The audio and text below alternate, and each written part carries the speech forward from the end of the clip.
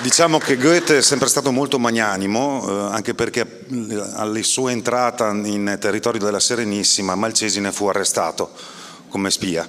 E quindi diciamo che...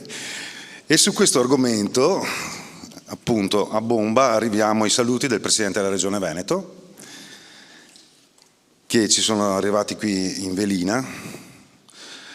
Nel ringraziare per il gentile invito, come già comunicato dalla mia segretaria, non potrò partecipare al convegno in causa di concomitanti impegni istituzionali. Affido pertanto a queste righe il mio applauso per questo meeting importante promosso dalla vostra associazione, che vede i relatori argomentare sulla valorizzazione del nostro ricco patrimonio.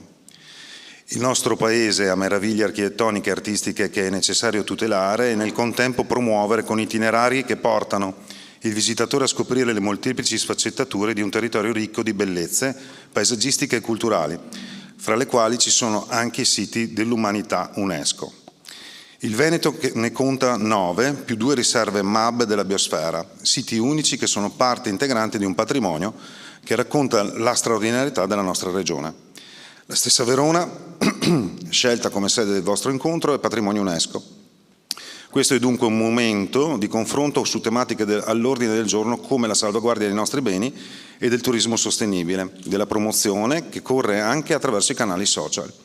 Il Veneto ha ancora margini di crescita, senza dimenticare che è già la regione più turistica d'Italia e con sempre maggiore spinta sta allargando il segmento turistico che ama i piccoli borghi, i mezzi sostenibili, insomma un turismo slow.